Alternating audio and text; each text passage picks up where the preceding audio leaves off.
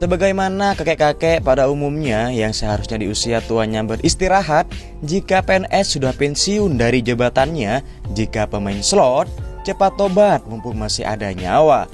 Karena kakek Deus tidak selamanya akan memberikan kalian jackpot. Namun beda dengan film yang saya rangkum pada kesempatan kali ini, di mana meskipun fisiknya yang menurut pandangan kita dia hanya kakek-kakek tua, lusuh, dan seperti kakek-kakek pada umumnya yang seharusnya isoma, istirahat, sholat, dan makan saja. Namun dia adalah mantan pasukan khusus yang sangat ditakuti. Dari kesatuannya, seperti apa ceritanya? Tanpa banyak sinopsis di awal, inilah alur ceritanya. Second World War is coming to an end. Berlatar pada tahun 1944, ketika Perang Dunia Kedua baru saja berakhir, Nazi yang belum bisa menerima kekalahannya, mereka membuat strategi penyerangan untuk gimana mengalahkan musuh. Dan film pun berfokus kepada kakek tua penambang emas. Dia bernama Atami Korpi, seorang kakek-kakek yang malah menghindar dari perang yang sedang terjadi. Dan seperti yang kita lihat dari bekas-bekas luka yang ada di sekujur tubuhnya, Atami Korpi ini bukanlah kakek-kakek sembarangan.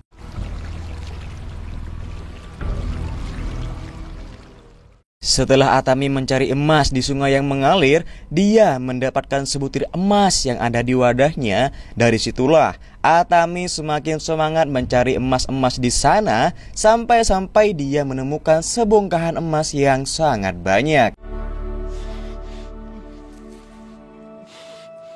Dengan emas yang begitu banyak, Atami langsung pergi dari tempat itu untuk mencari kota untuk menjualnya.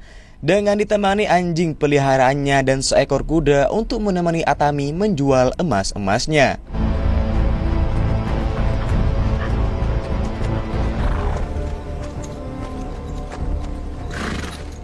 Namun di jalan, Atami berpapasan dengan pasukan Jerman yang dipimpin oleh Bruno.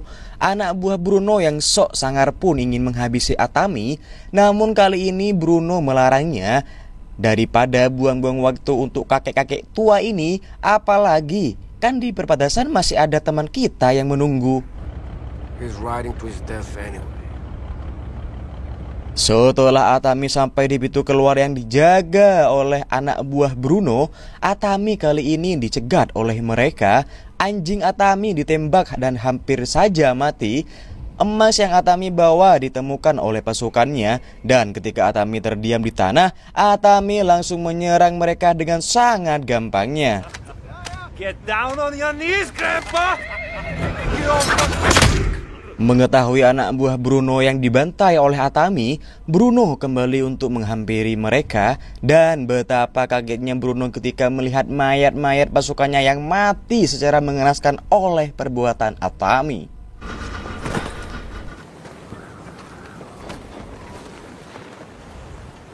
Bruno yang awalnya menganggap Atami ini hanya kakek tua biasa, namun sekarang dia dibikin kesal karena membantai anak buahnya secara mengenaskan. Dan Bruno menemukan beberapa emas yang diambil oleh anak buahnya tadi. Dari sinilah Bruno tidak jadi untuk kembali ke markasnya, melainkan Bruno mengejar Atami bersama pasukannya. Pindah ke Atami yang berjalan menggunakan kudanya, secara tiba-tiba kudanya menginjak ranjau yang tertanam di sana, yang mengakibatkan Atami ketahuan oleh Bruno dan pasukannya.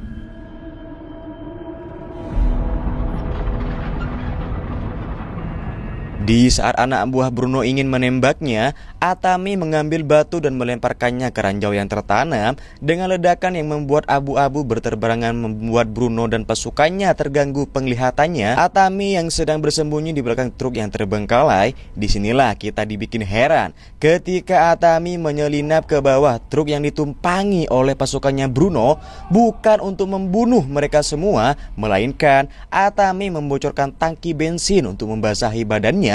Dan Atami membakar badannya sendiri untuk mengecoh anjing pelacak yang dibawa oleh pasukannya Bruno.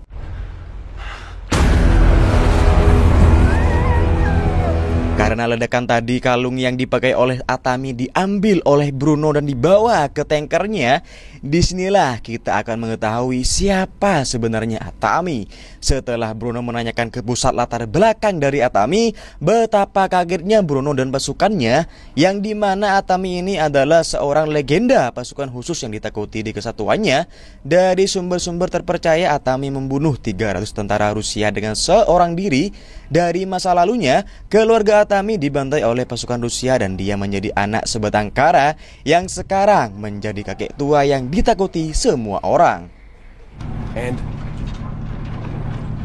he thinks we were lucky.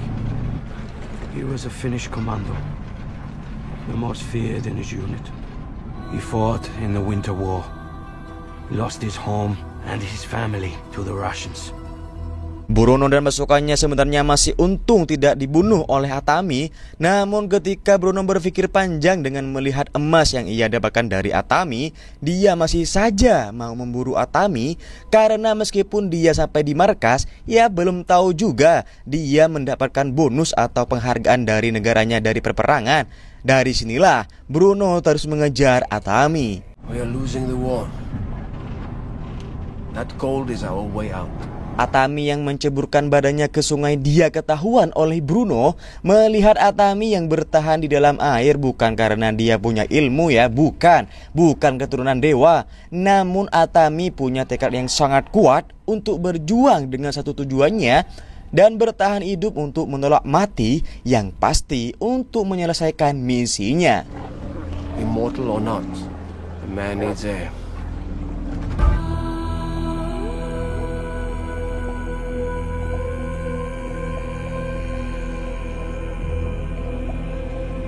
Bruno menyuruh pasukannya untuk masuk ke dalam sungai, namun sangat mudah Atami mengatasi semua pasukan yang dikirim Bruno.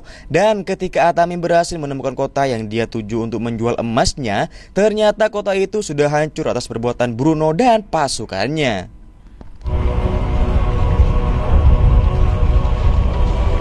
Ketika Atami sampai di pom ini, tiba-tiba anjingnya muncul dan ternyata anjingnya dikalungkan bom oleh Bruno yang mengakibatkan Atami seketika tidak bisa melawan dan dia digantung begitu saja oleh Bruno.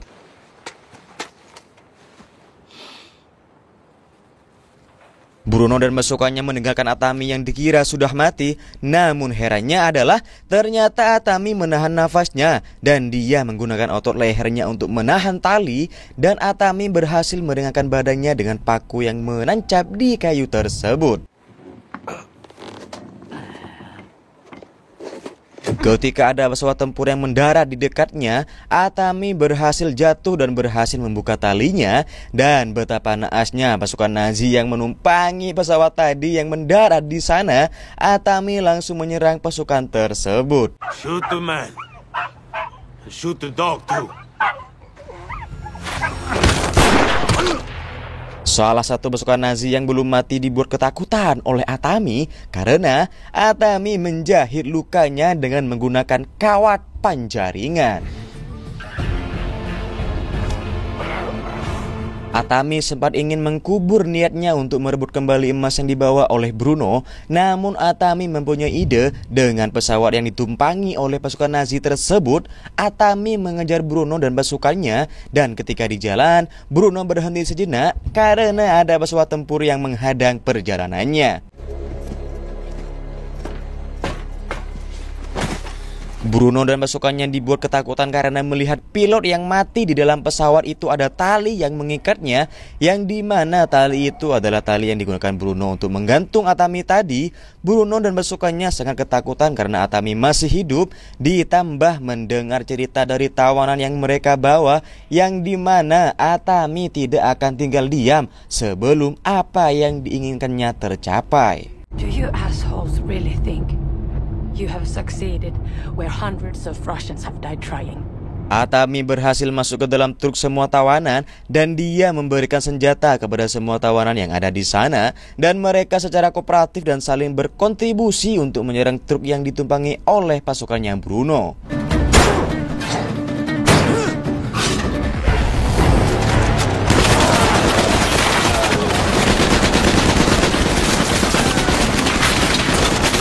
Atami menggunakan cangkulnya untuk membuka pintu tank yang dinaiki oleh Bruno. Pasukannya yang sok gagah pun menahan Atami, namun dia seketika ikut jatuh ke bawah oleh Atami.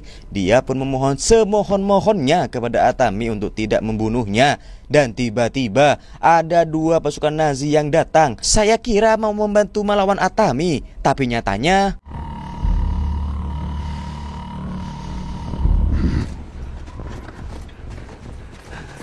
Bruno yang sampai di tujuan membunuh pasukannya yang tersisa. Karena Bruno tidak ingin buang-buang waktu, dia pun langsung menaiki pesawat yang tadi sudah menunggunya.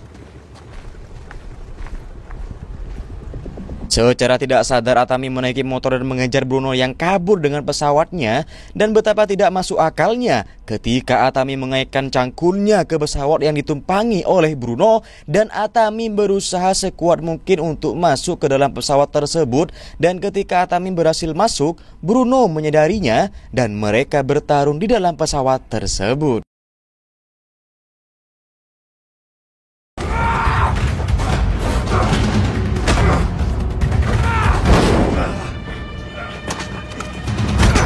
Merasa Bruno menang melawan Atami, Bruno melilitkan sabuk untuk mencambuk Atami secara puas. Namun lagi-lagi Bruno dibuat terdiam ketika sabuknya dikaitkan oleh Atami ke bom yang ada di sana. Bruno pun terjun payung dengan bom yang dikaitkan oleh Atami.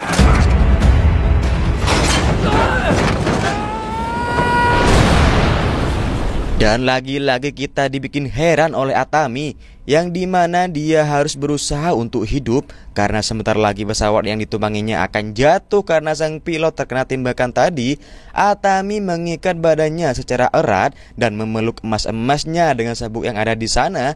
Dan ketika pesawat jatuh ke bawah, seperti yang kita pikirkan, Atami berhasil selamat. Bukannya Atami langsung pergi ke puskesmas atau RSUD terdekat, melainkan Atami pergi ke bank untuk menjual emas-emasnya dengan uang yang sangat banyak.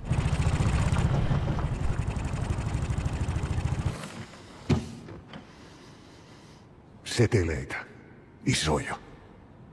Kiitos. Tamat, ending yang cukup mengatamikan. Oke, itulah rangkuman dari film yang berjudul Sisu. Sedikit ya, kalau saran dari saya sih, kalian itu mendingan sih nonton di full filmnya, karena ini itu sangat asik sekali guys. Itu actionnya itu sangat keren sekali ya.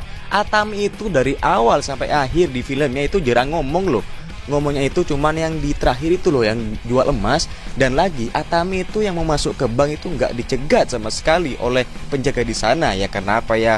Pastilah kalau kayak satpam ya, kalau kayak satpam yang ada di negara kita, kalau melihat yang seorang seperti Atami pasti ya nggak menahan lah guys. Apalagi dia itu kan badannya itu kan berlumuran darah, megang cangkul. Waduh, siapa coba yang mau menahannya? Terima kasih yang sudah menonton dari awal sampai akhir.